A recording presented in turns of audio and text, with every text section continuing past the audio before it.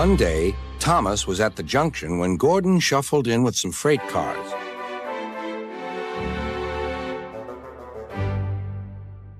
Phew, remarked Thomas. What a funny smell. Can you smell a smell? I can't smell a smell, said Annie. A funny, musty sort of smell, said Thomas.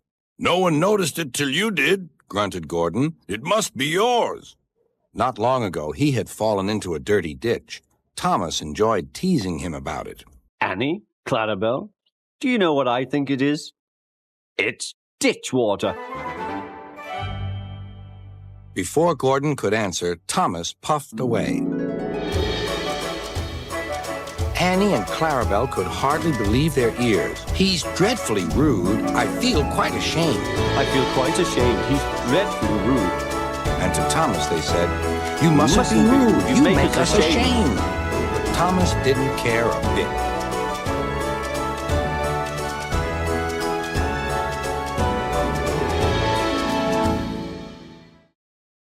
That was funny. That was funny, he chuckled. He felt very pleased with himself. Annie and Clarabelle were deeply shocked. They had great respect for Gordon, the big engine.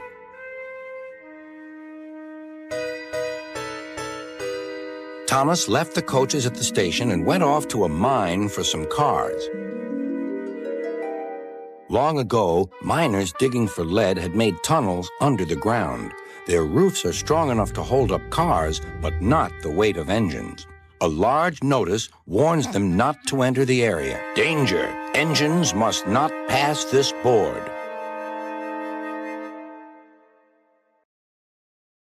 Silly old board, thought Thomas. He had often tried to pass it, but had never succeeded. But this morning he had made a plan.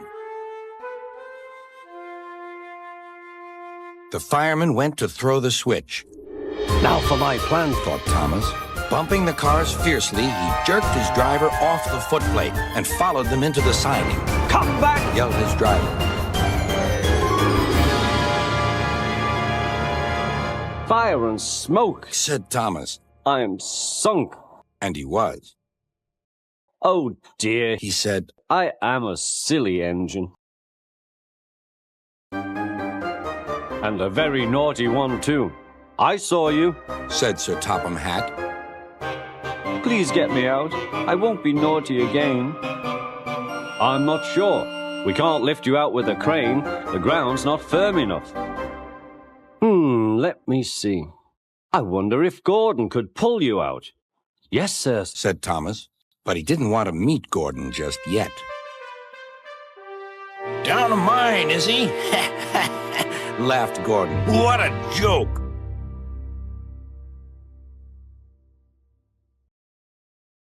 Boop, boop, little Thomas. We'll have you out in a couple of puffs.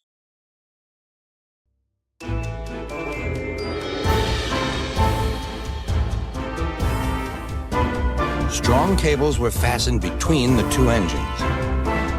Are you ready? Heave!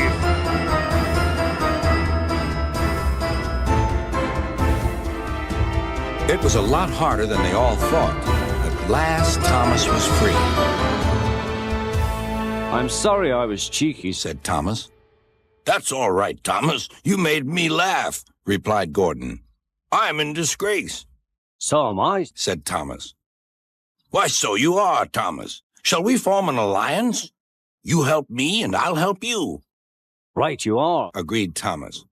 Good, that's settled, rumbled Gordon. And buffer to buffer, the Allies puffed home.